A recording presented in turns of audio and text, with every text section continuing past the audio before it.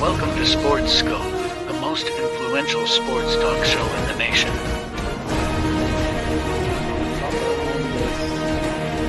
What is today, the 19th? Stay tuned for updates and great sports content. Hello, everybody. Welcome to Sports Scope. I'm your host, Robert Butler, on this seventh day, Friday, July the 7th here, 2024. Now, list 23. I don't know what I'm thinking here. I got a great show on tonight. Carlos Mad New Yorker Chavez and backstage. Going to bring him on. Going to ask his thoughts about Dalvin Cook possibly being interested in going to the New York Jets. The Wembanyama, Britney Spears situation there. Also, Brian Cashman, has he run his course at 25 years as the Yankees general manager and more? We'll be back here in 49 seconds and hit the ground running here on Sports Scope. Hello, Sports Scope followers. The program has seen tremendous growth since going 5 days a week. I just wanted to thank everybody for your cash contributions and sharing the program with friends and families. Just a reminder, if you want to contribute to the program, go to the Cash App, the cash sign, and Sports Scope. There are other ways to contribute to the program listed at the bottom of the screen. If you want to advertise on the program, go to Sports, that is Sports with an S, another S, Scope, SKOPE, at gmail.com, just like it's listed at the bottom of the screen. Thank you and enjoy the program. Also, going to talk a little college football and the upcoming, not this year, but the 2024 year, and this crazy schedule. University of Florida, their opponents are with Texas and Oklahoma added to the SEC. Hey, Carlos, how you doing, man? Yo, happy Friday. What's up? Happy Friday. Yeah, I'm glad it's Friday. Another hot one out here. Woo! Very busy day, man. Was it hot up there? Man, it's hot, bro. It feels like I'm in the South right now, man. It's hot. It really does. Yeah. You know, when I was living up there, I was living in a studio with a roommate of mine, Kenny. I don't know if you ever met him or not.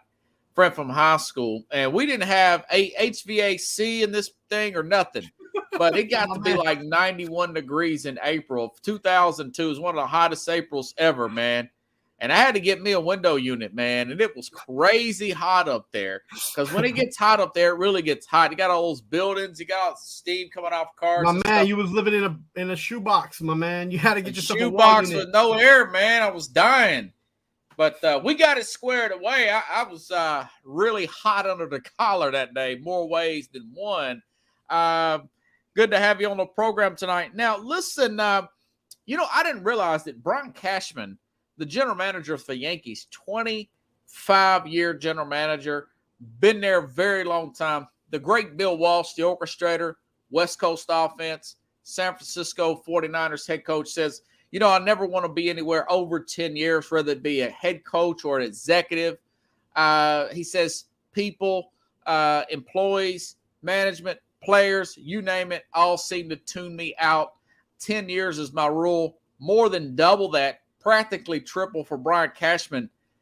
The pitching of the Yankees is not what it was during those championship years. They've got a huge payroll. I think about Giancarlo Stanton, and I think about Aaron Judge, basically the same guy. They're 10th in ERA, or they're 10th in saves.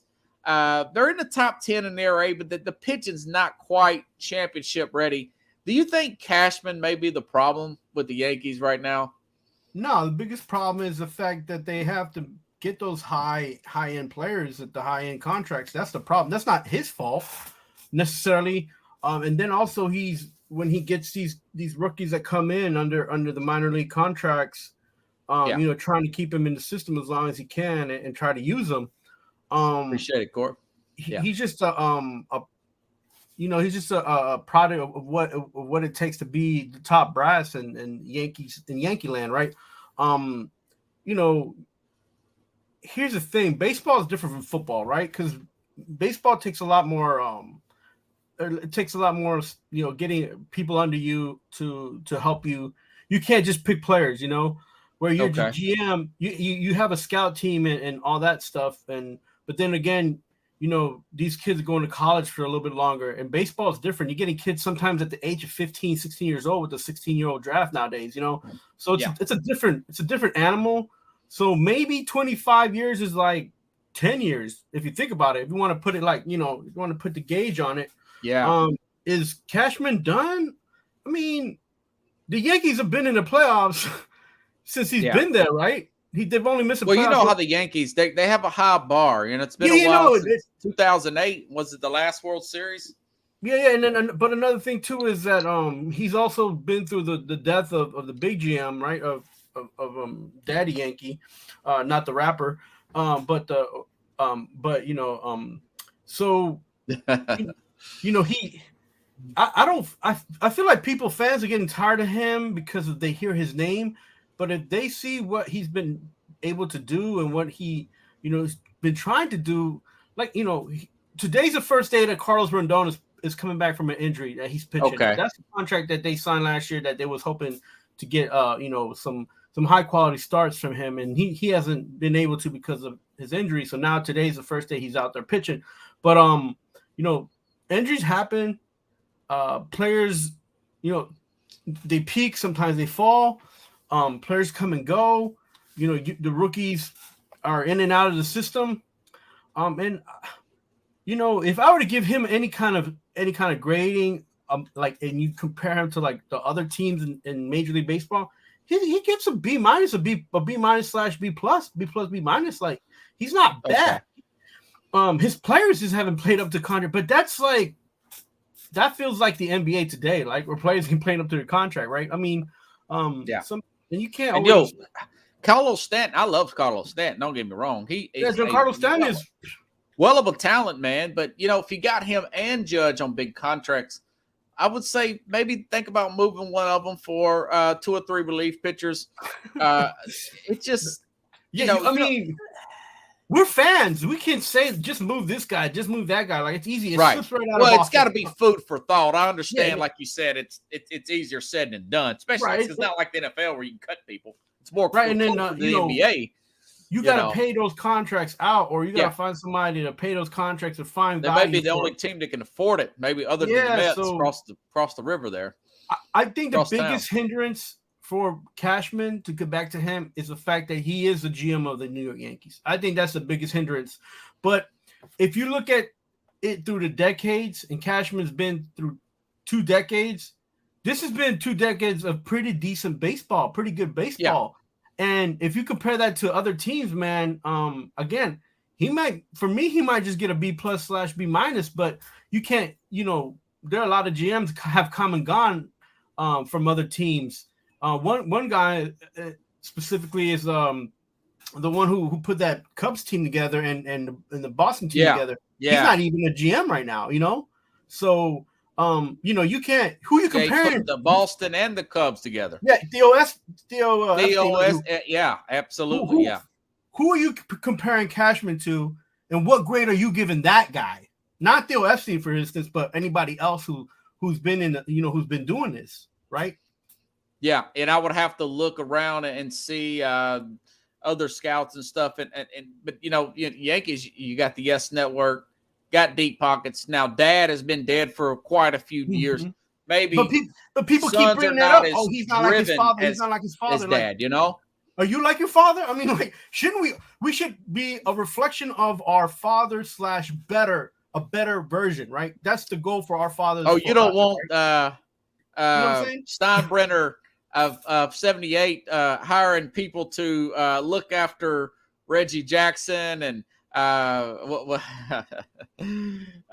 Private investigators and all that. Yeah, I mean, the old man won though. It's a different time. Plus, you're talking about George Steinbrenner. I don't know why I couldn't think of his first name. Legend. We're living in different times. The Yankees are a different team. They're $1 billion team now. You know, they're in the billions. The value's up. The ante and the value's up on them. So that TV media, all that makes a difference. This guy's in the middle of everything. He's done a great job to keep his cool. He's not in a media like every day. I would compare it to whoever runs Houston. whoever runs Houston, I would compare him to them. Maybe Houston just got new ownership not a few years ago though. But look, okay. Like, how can I say this?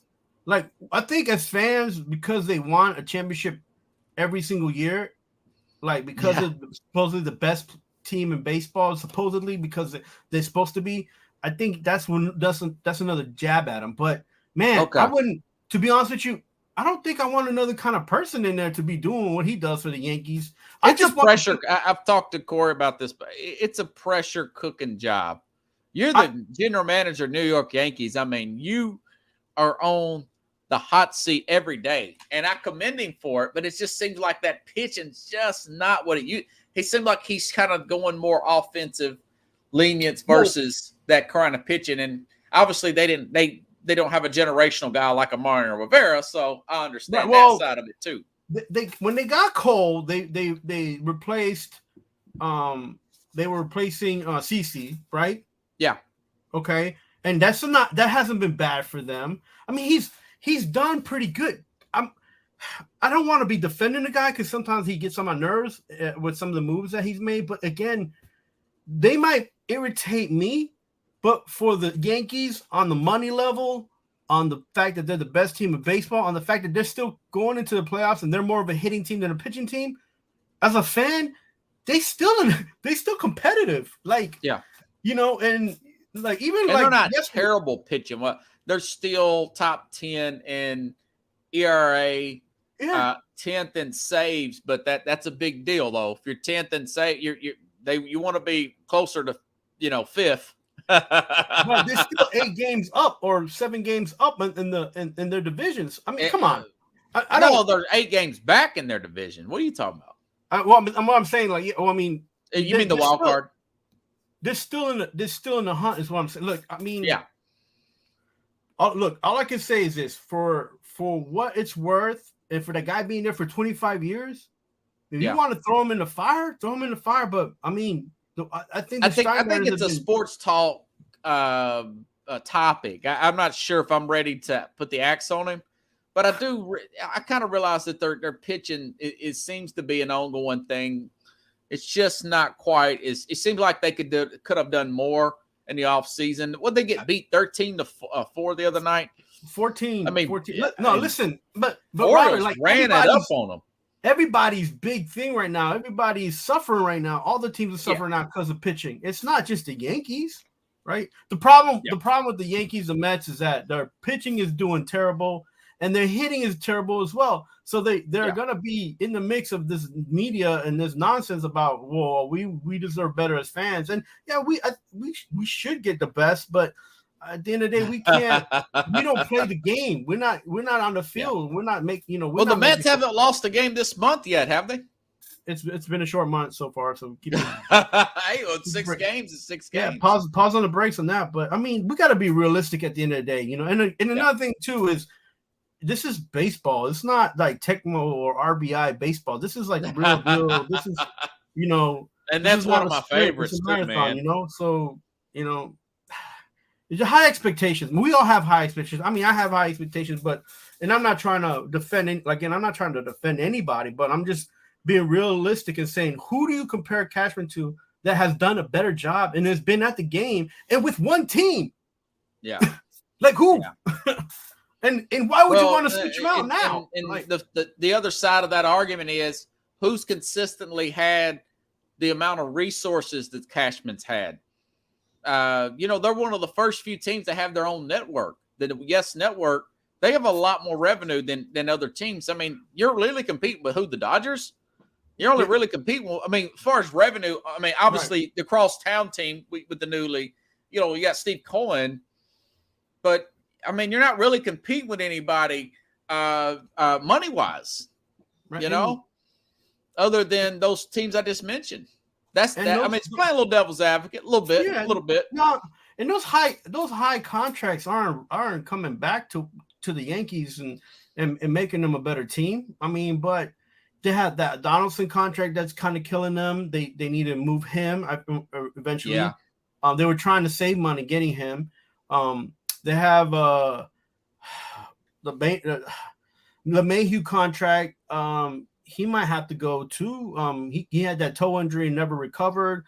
Gleyber Torres, they had him as a high prospect that he's been playing. They're not getting what they want out of him. So these are players that either peaked or are not peaking. Like, that's not a Cashman issue.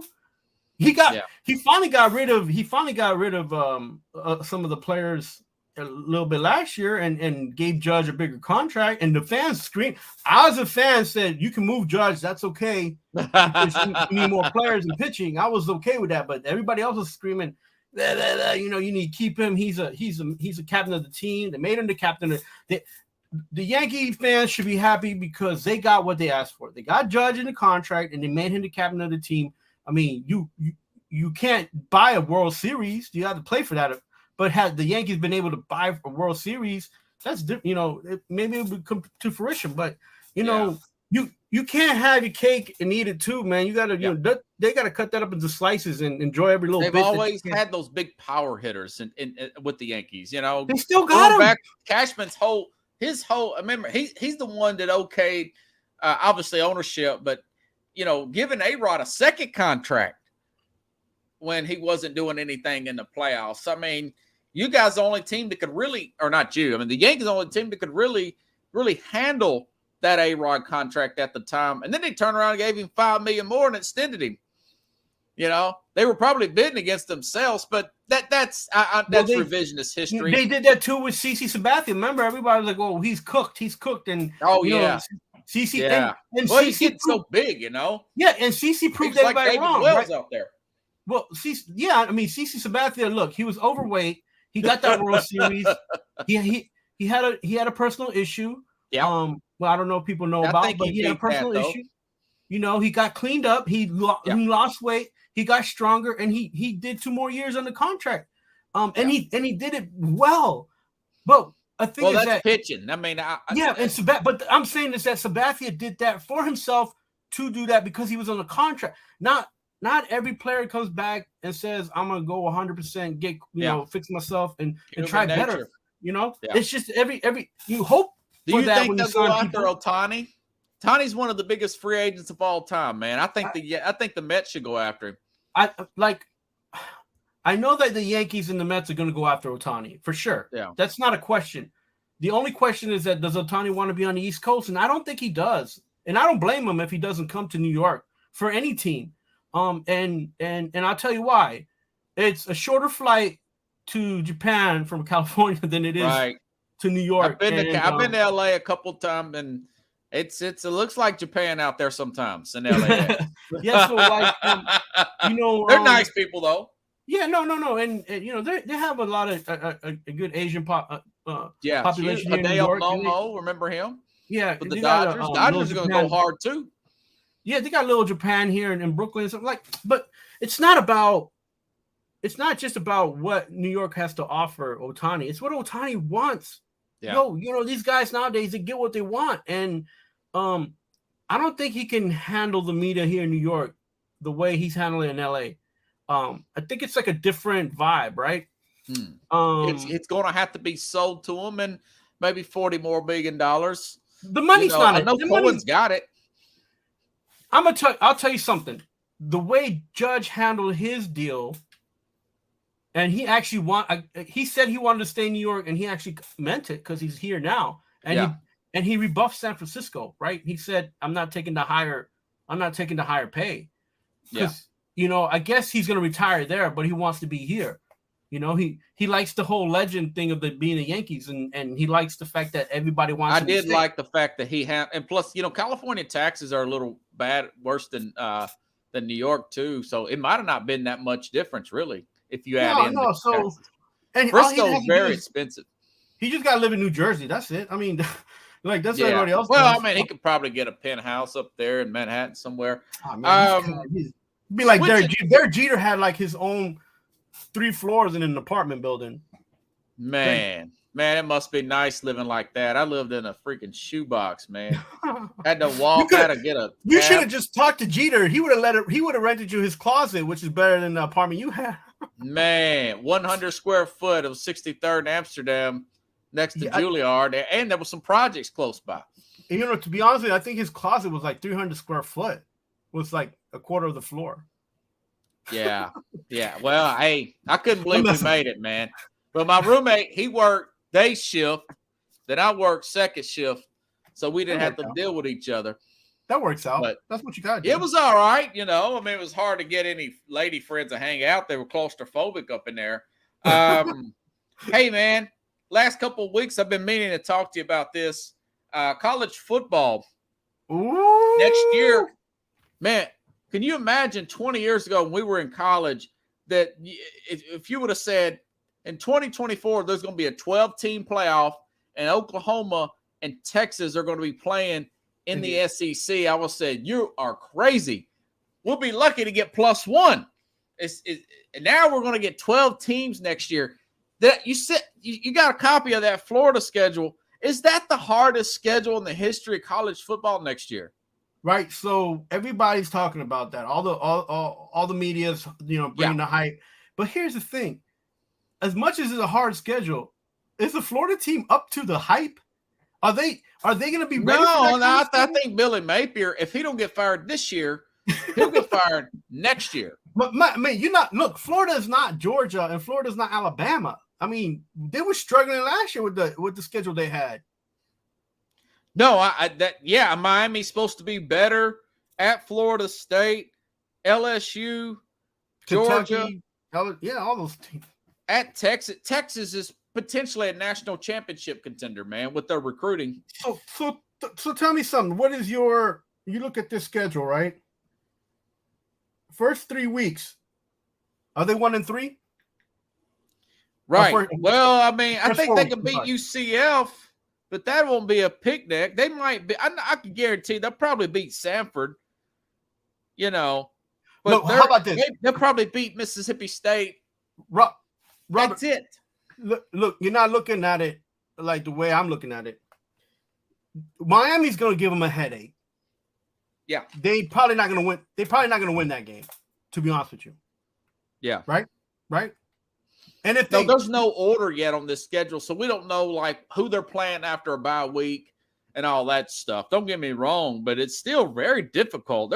I've never seen a schedule like this. But the thing is that even if you put those teams, UCF, which is not a cup, like you said, it's not a picnic, and then Samford, a team that might be hungry. If you put them on one of those schedules where they have to play the Florida State or Georgia or whenever, one of those teams before they have to play Samford and they get injuries, they might have a tough time playing Samford.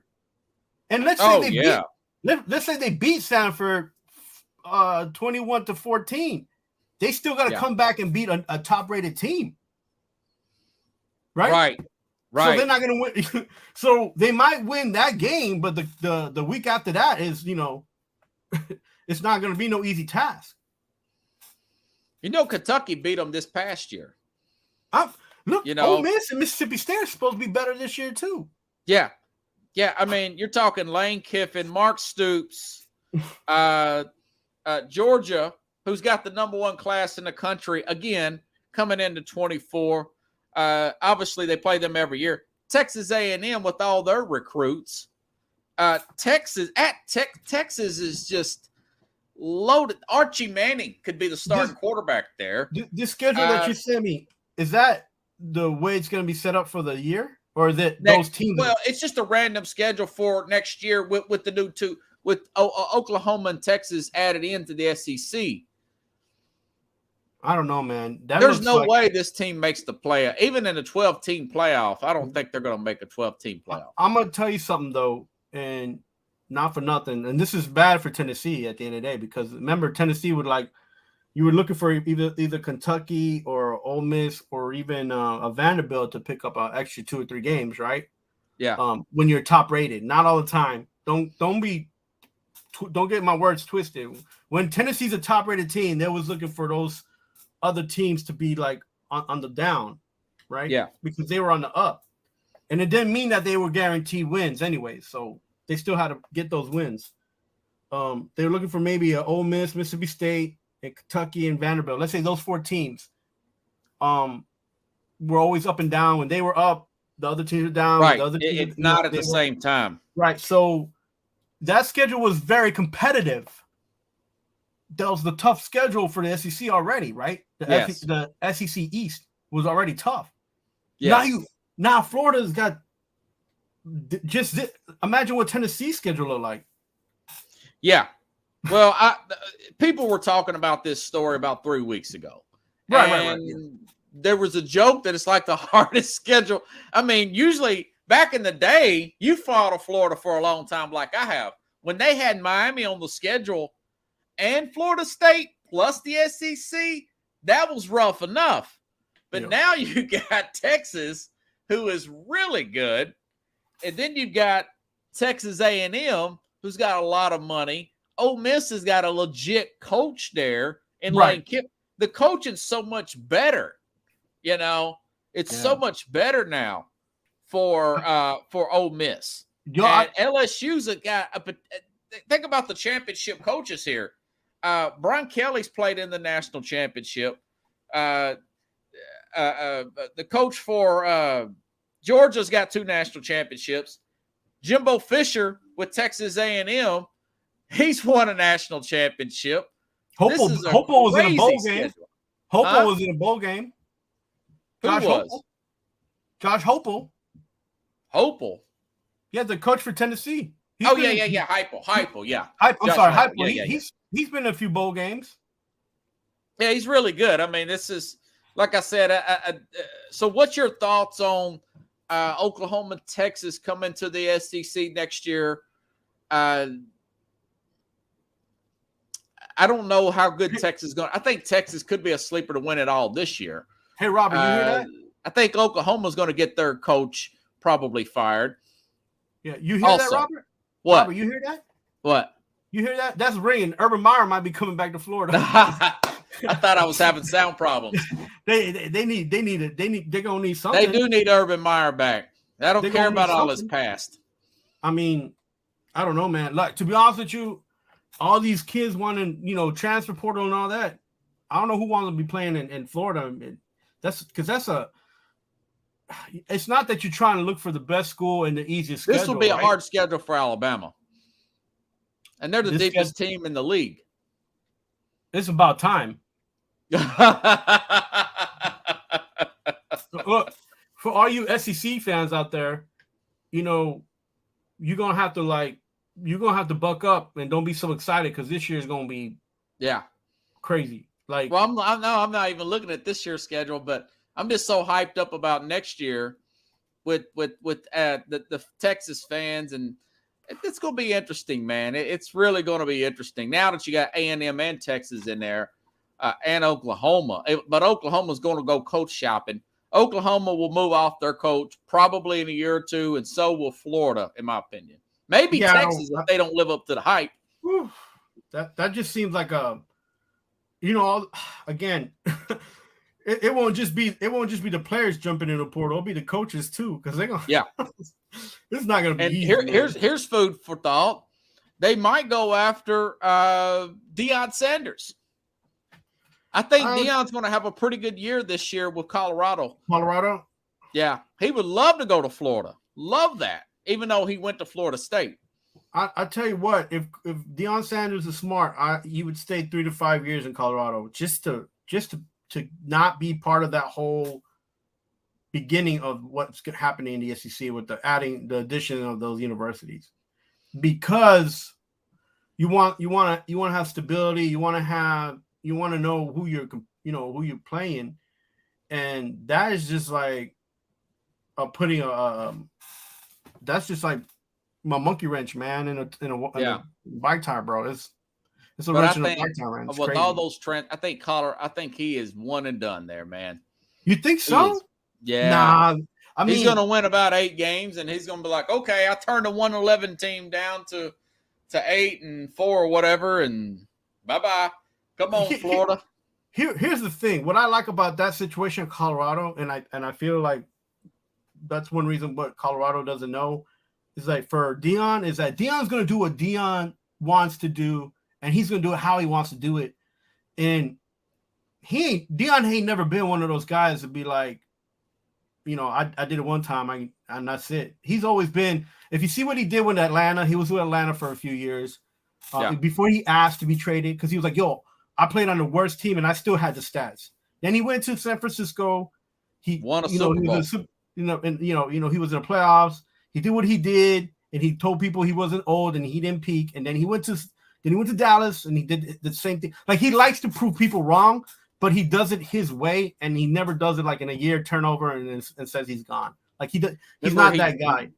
He said God picked him told him to go coach for Jackson State, and that was for 3 years. So I mean, but at least he was there 3 years, right? I mean, that is true. He puts time and commitment to his craft and whatever it is that he's doing, and that's what I like about him.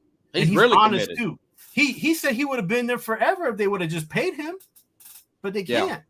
And he said that he wants to move up and out. Like, he wasn't like just trying to be a token coach. You know what I'm saying? Yeah. He was honest. I know how Deion is. I just think So see, John says God's the best agent, you know? He must be a Colorado fan. He said, Deion said that he's leaving Jackson State, so he wants to get his staff paid. So he spun it really well. You know? I mean, you can't blame a man for being honest and trying to make money at the same time. This is a hard thing to do. And like you said, he could spin it how or say what he said. Deion has a skill, and people, and he's a leader, and kids follow him. He does his son. He's done stuff for his own kids, and his sons and his daughters. So, like, you gotta respect him for being honest and being true to himself. And he's been doing it with his family, like keeping his family all together. That's not an easy thing for some of these coaches. A lot of coaching leads to a lot of unrest in family, and sometimes breaks up families. What Deion's been able to do, he chooses what he wants to do, how he does it, and it's been working out for him. And I don't feel like he's going to be in Colorado for 1 year. I think he wants to prove to everybody. How long does he stay in Colorado? You know what? I'll give him 2+ years, maybe 3 years. Okay. Because the thing is that everybody's going to be like, well, that was your first year. So then that's a prove it. He has to do like a prove it type tracking, right? He might stay there for 3 years and then move on to the NFL. Who knows? Yeah. Well, he says he don't want to fool with the NFL. I think there's a good chance he may look at this Florida job. If Billy Napier survives this year, I know he won't survive 24. Here's the thing, and what I like about Deion is he's no dummy, and he knows where he's wanted, and he knows where people are just gonna have a stranglehold on him, and that's why he didn't end up in any school in Florida, even though he's from Florida. Either the school wanted to control him, or they just want to throw money at him. There wasn't any big openings last year in Florida. Well, that's another. Florida State still got Norvell. Miami still got. Well, they just signed Cristobal. Miami just signed Cristobal. I like Cristobal. I think they have a big bounce back year too. By the way, I don't know. Big bounce back. I don't know, because Cristobal, some of those games last year, I was like, they weren't even in the game and they were on the field. So I don't understand. Nick Saban lost 6 games his first year at Alabama. Oh man, why you always bring up other people that ain't got nothing to do with one? Hey, he's a good recruiter, man. Really good recruiter. Nick Saban also coached Michigan State too. So let's see. Okay, you mentioned the Jets interested in Dalvin Cook. What are your thoughts on that? I think if Breece Hall is 100%, I'll probably stay with Breece, but I don't know. Maybe he's not. That was a pretty rough injury last year. When I heard that, I just started shaking my head like, this is what the Jets do, and it's just bothersome. It's like, okay, you got a quarterback. You have a pretty decent running back who was kind of trying to prove to you that he's a good quarterback. He got hurt. That happens. Who's protecting these guys? Yeah. Who? And you're going to throw out there a guy that you weren't sure about, and now you're telling him to protect the best quarterback that's ever played in this decade. For this team, anyways. Well, it don't matter. What Aaron Rodgers did in Green Bay doesn't matter for the Jets right now. All that matters is what he's going to do. And somebody's got to protect him. and they got a first round 37-year-old left tackle in Dwayne Brown, I think. Yeah, but that's one guy. I mean, you know, I'm a little I'm concerned about the line. Yes, that's my only concern. But you know, I mean, that's the concern that everybody and anybody should have. It's like you can bring in wide receivers. 39 years old like that. I mean, you know, was he 38? I can't remember. Well, here's another problem. They brought him in, which is okay. You need stability. You need influence. But you got Mekhi Becton, who you was trying to throw under the bus last year. Look what it hit, and I'm glad that they learned something from last year, that they've not been in his face with the media. Right. They've been kind of sheltering him, which is good. But now you're gonna throw him out there and be like, go guard the best quarterback that's ever played this game in the last 10 years. Come on, man. He could barely keep his weight last year. Like, this is a guy that you got to move up through the system. If you see he has a mental or emotional issue, then you deal with that. But you don't just throw him out to the Wolves. Now you're going to throw him out to the Wolves and be like, well, he was a first round pick. Yeah, he was a first round pick last year, but like, you know, a couple years ago, but don't mean that he's going to play to that potential yet. Like, they haven't put him in a situation. He hasn't played enough to be like, okay, now I'm ready to guard somebody and I'm ready to be in the big games. They don't know what they have in him. So now they're going to just throw him out in the Wolves. And how is Aaron Rodgers going to feel about that? I tell you what, the third snap, if he gets grass on his pants because he got slammed, Mekhi Becton gets benched, and in the midseason he's going to either get dropped from the team or they're going to move him. Because this is what. So what about Dalvin Cook, man? Did they bring in Cook or did they not? Don't bring nobody in and bring in the O lineman. Don't worry about all that jazz. You're the New York Jets. You got the best. Yeah, I'm starting to think they probably shouldn't have went defensive end in the first round of the draft. They probably should have added depth to the offensive line. You and every other Jets fans like, man, we now we got Aaron Rodgers because he finally committed. I've been asking that before he committed. Okay, who are you gonna? If Tucker's moved to guard. Oh, you're right. But Beckham's been moved to right tackle, and Dwayne Brown, that's your left tackle. That's the most important position. He's got some age on him. You hope he can hold up. I know that Whitworth from the Rams, he was that age. He held up. They won a Super Bowl. But we'll see how that goes. Whitworth is older. Yeah, but okay, so here's the thing. Then again, I think it was Nate Boone at the end. They found a way to get it done against Cincinnati, and they got their Super Bowl win. Does this put the head coach in hot water if this Jet team don't make the playoffs this year?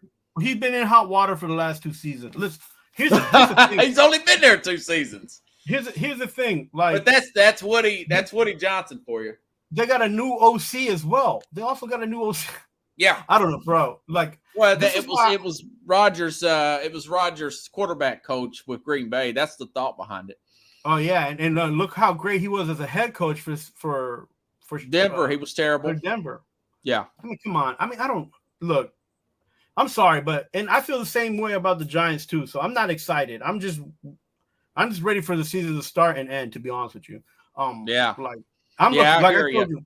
8 and 9. I haven't made my mind up on this Jet team. I want to look more into this offensive line. I want to look into the injury, the practice reports on Mekhi Becton, on Dwayne Brown.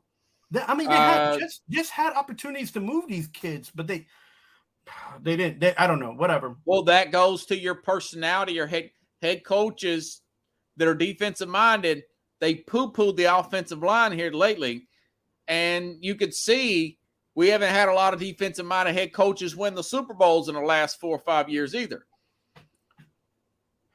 I mean, I like playing defense, but man, at some point, they're already running the Shanahan system, so you know those decent tight ends they have are going to be overworked because they don't have an O-line. I know you're a big Shanahan fan, like you're a Tom Thibodeau fan with the Knicks. I like you said, I don't know if they really need Dalvin Cook right now. I think Cook would be a better fit probably with Miami. The scheme and everything would help him better there. Oh, my gosh. Miami had him? Oh, my gosh. That's what I'm saying. I think it would be great for Miami. The biggest issue that Miami had was having a quarterback consistently and a running back. That is true. It Why'd you depends bring up on the that Bills? line. If that line is clicking, John, the Jets win that game. If that line is so, Buffalo beats. That's going to be a huge game right off the bat. Maybe the biggest game of the first week of the season is that Jets Buffalo game because of the star power. Ah, man, I don't. They both gonna poo-poo it because the first 5 games of the season are junk anyway. And I'm not high on Buffalo because of the Diggs saga. I keep telling you about Buffalo, Robert, and you don't, and you just. Well, you might be right about Buffalo this time around. But anyways, it's food for thought. And more important stories. What's your thoughts about this? Britney Spears, Wembanyama. I saw the video, man. What's she up there walking up to a guy like that, like she's a fan? I think her ego's hurt more than her physical being pushed out of the way, or you want to say slapped by the security guy. She just ran up. She didn't say nothing. He just put his hand out to stop her. I mean, she only 5'4", 5'2", 5'4". Well, the guy's only 19 years old. Brittany's 40-something. They didn't recognize her. Where's this guy at that he needs a bodyguard anyways? That's what I want to know. Like, what is? Well, he's in Vegas. They're in there for the spring games. No, I'm just kidding. Like, I mean, you know. That is true. He's 7'3". What do you need a bodyguard for? Like, all you got to do is just, like, walk around people.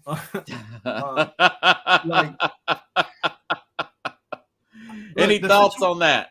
The situation is like, I think, Brittany's claiming she's a fan and she just wanted to, like, show some support and just want, a little bit of, like, reaction from him. But the security guard was on, like, beast mode, right? Well, I guess he felt like he was doing the job. She was very aggressive. She didn't say, "Hey, I'm Britney Spears," or see, that tells you how that's that pretty girl. Yeah, but Robert, if you 20 years ago, there's no problem. She could do it. Now it's like, who are you, lady? And I think she's hurt by that.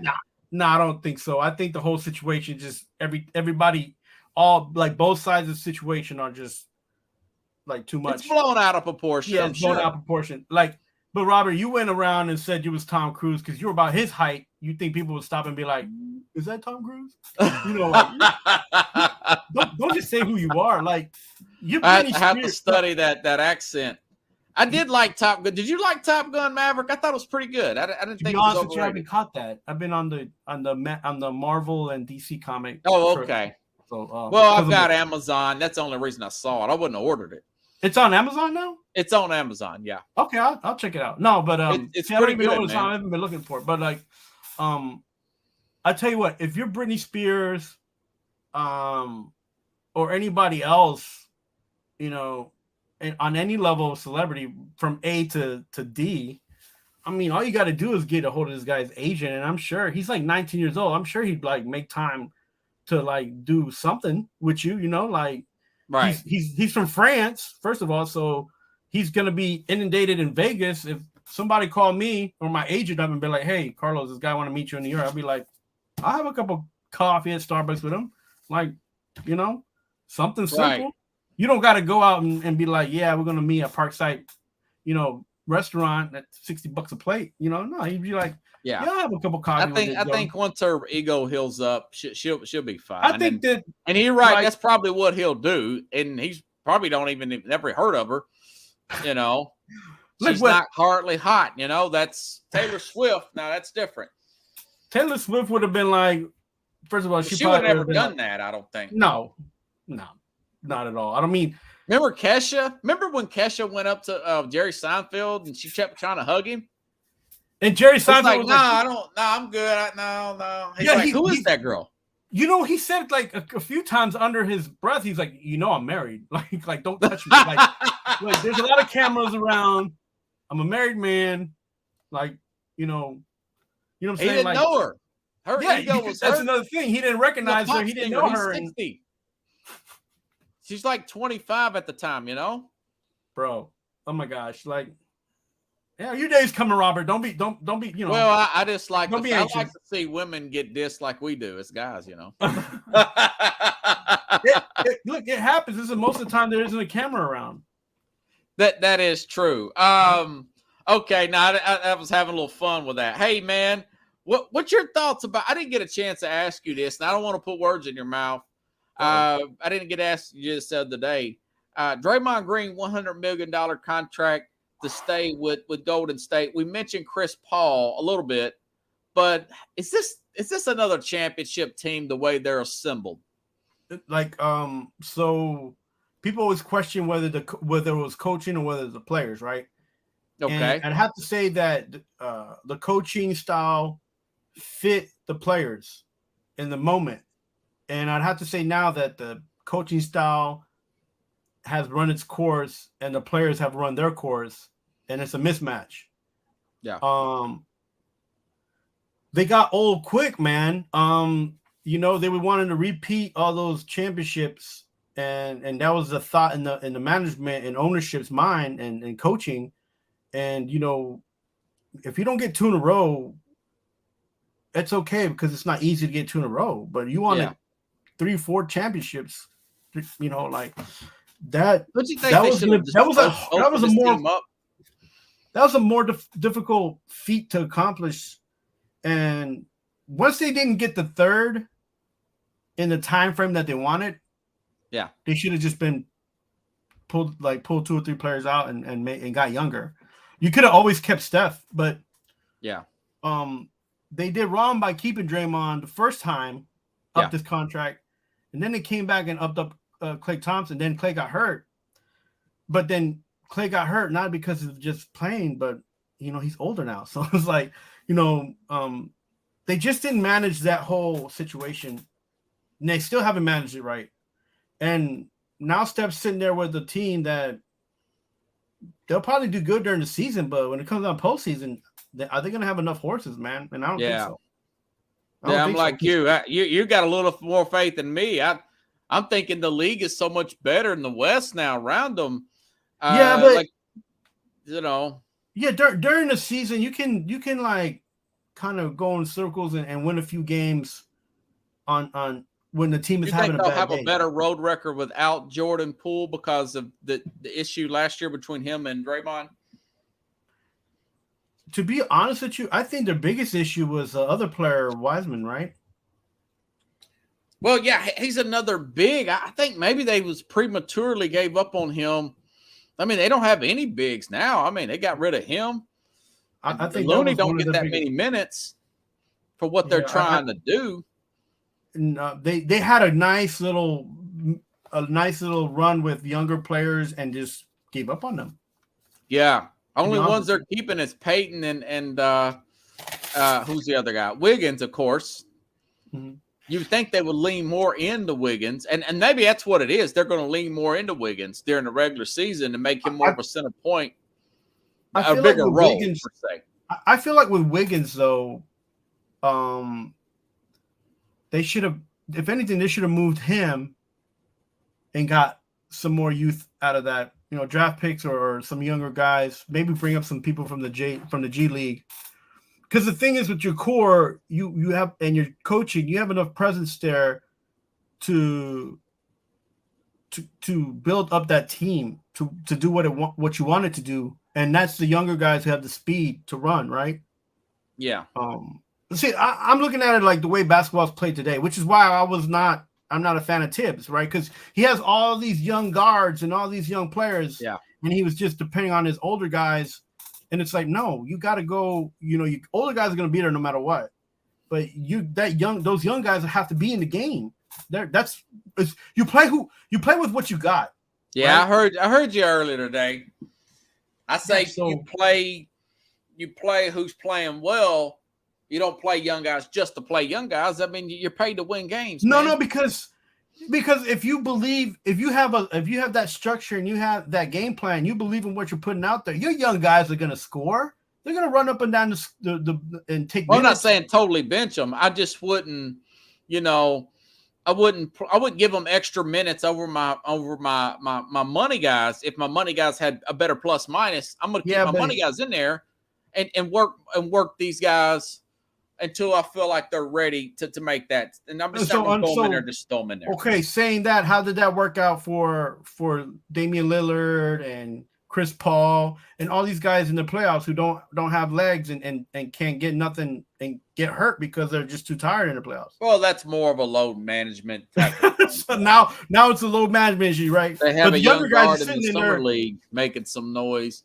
Yeah, I mean, so we'll see how that. I did hear about that, and I think they drafted another guard too in the draft. They got the opportunity to move the young players in, but they didn't take the opportunity to move Draymond and I would have went for Dylan Brooks over Draymond. He's 7 years younger, man. I don't understand. And they're about the same player. Both get a lot of texts, bouncer type of guys. I mean, very similar stats, What was that contract that he got in Houston? Yeah, he got a pretty good contract in Houston. Yeah, sure I don't think Golden State would have given that kind of money. Yeah, I don't know. It goes back to Bob Meyer. Bob Meyer did not want to make those tough decisions, and you got to take the emotion out of it. Yeah, and let guys know this is a business. We're doing it for the betterment of the organization, and he didn't want to do that.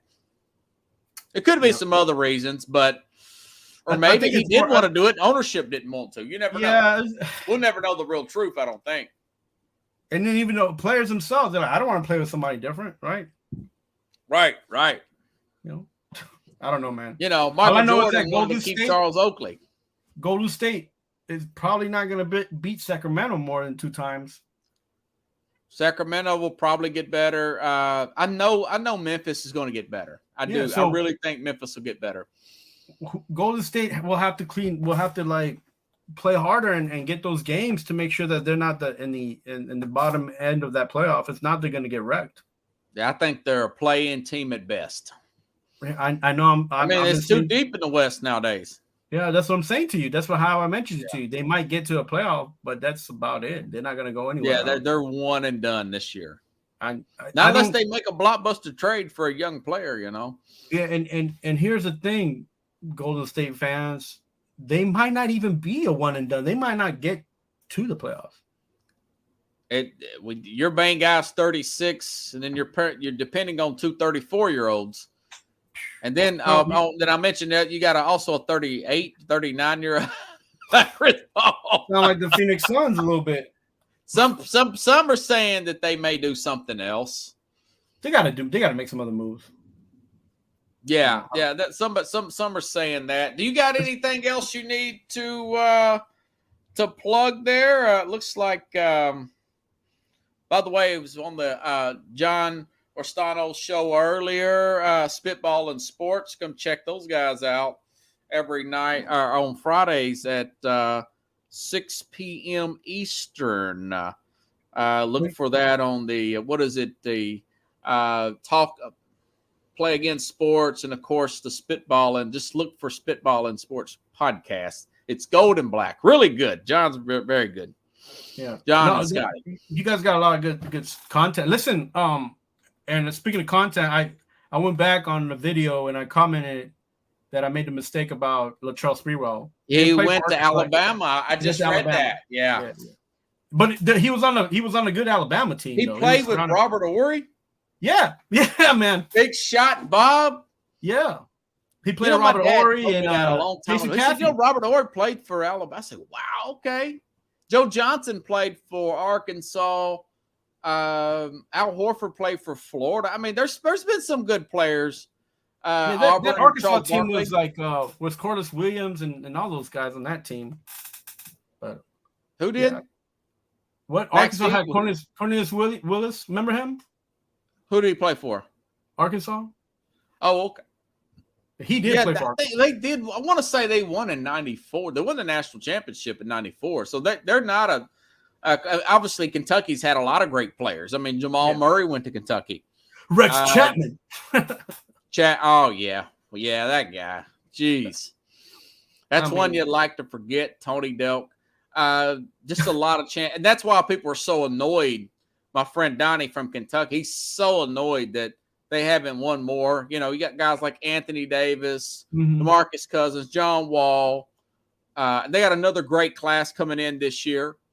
And and I told him, I said, well, Calipari doesn't have enough time to mold them. If they had 2 or 3 years, he would probably have about 4 championships by now. Yeah, no, the same thing happens with the Duke and North Carolina. I mean, they've had some teams, and then they don't show up in the playoffs. It would have been nice to have Kyrie for 3 years with Duke.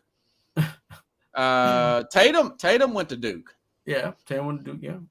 So Duke really got some high-end guys there at the end that transferred better in the NBA, actually, than Christian Laettner. Well, Grant Hill was good before his injury. Christian Laettner was good. He wasn't, Jay Williams was really good. He got in a bad motorcycle accident. Yeah, a lot of guys forget about Mr. Memphis Grizzly Battier, Shem Battier, man. Who's your daddy? Battier. Who's your daddy? Battier. Now you remember that? Memphis had opportunities with the Grizzlies to be in a few playoff runs. I think Memphis took him with like the 4th pick. I was so hyped about that pick at the time because that's when Memphis became Memphis. Remember, they used to be the Vancouver Grizzlies. Yeah, they had that. Yeah, man. Crazy, man. I miss old Mike. That was a great team. 2001 Duke Blue Devils. Carlos Boozer, Jay Williams, and Shane Battier come back 25 points down in the semifinal against Maryland in 2001. One of the best comebacks ever to go on and win a national championship. I don't know if you remember that team. Yeah, no, of course. And then Jay Williams gets drafted by Chicago and has that motorcycle accident. He was money in that championship game or that semifinal game. Yeah, man. He was like that. Look, I mean, that was a team. They knew each other, man. That was a team that when they're on the court, they knew where everybody was going to be. They had a good. They never panicked. Right, good basketball acumen for sure. And that Maryland team was so good with a guy named Juan Dixon. They came back the very next year and won the national championship. Oh yeah. I want to say their only national championship. No, that's right. Juan Dixon. Man, what a player! Juan, I don't know how these names. That's when I was living up there in New York. Yeah, only really bad, annoying thing that happened to me when I was living is watching the Kings get beat by that Laker team. That was the one that I thought that was rigged, and of course that was the Tim Donaghy series. Yeah. That was a great series that year. I don't know how I remember that stuff, but Chris Webber, what's his name? Mike Bibby, Peja, Mike Bibby. That was a good team. That was a good team. Yeah, Christie, I think. Yeah, Doug Christie. Yep. They all wanted to fight Kobe. Vadi was on that team. Oh, yeah. Look, Mr. Flopster, Vadi Divac. Yeah. Speaking of Kobe, and then we'll talk about flopping real quick. Vadi's the king of that crap. Nike's gonna re-release the Kobe line. They didn't say which shoes. That. He's gonna be on NBA 2K too, Corey. They didn't say which shoes, but they're gonna release some of those shoes, re-release some of those shoes. And then on the flopping thing, I mean, do they have to make it a rule? Do they have to make it a rule? Can't they just? Yeah, I don't like. Actually, I'm on board with the. I don't like players doing that, man. Yeah, but just give them a technical foul. Why does it have to be a rule? Like, I don't know. I'm glad that they're addressing flopping. That's time consuming, man. Stopping the clock, taking free throws, no autopsy, no foul. Bring it back to the 80s. I bring back head checking, Corey. What's more annoying? The walk / Euro step, the 3-step Euro step, or the flopping? That's a good question. I've always took traveling 24 on the Corey, he loves NBA 2K. You're hyped about that more than anything, ain't you, Corey? I've been back into playing video games. I've got the remastered Sega and the Nintendo, and I'm thinking about just selling them both and going out and getting the PS5 or whatever and getting Madden and getting back in the NBA 2K. I don't want to grow up. I'm a Toys R Us kid, Carlos. Hey, they brought it back. And Macy's, they got Toys R Us on the 3rd floor, son. Corey, he hyped on that NBA 2K, man. No, but like, I'm over that the carrying and the extra step and the Euro step. That's not. I mean, it is kind of annoying, but the flopping's the most annoying thing ever, dude. I don't know because you see when they do their turnaround, they carry the ball, they dribble it, take an extra step. I'm like, bro, have we been able to do that? We've been superstars. We've been like Spud Webb in the league. That's a good point. That is a very good point. My dad always used to hound me about double dribbling, walking. Jordan used to get away with palming all the time. Yeah. Then you had the Jordan rules in air quote. Then remember Allen Iverson? Man, do I? He used Love to carry that crossover. Like crazy. Yeah. That's a good, yeah. That's the Euro step is that LeBron made a career out of that, with his powerhouse dunks, walking a mile.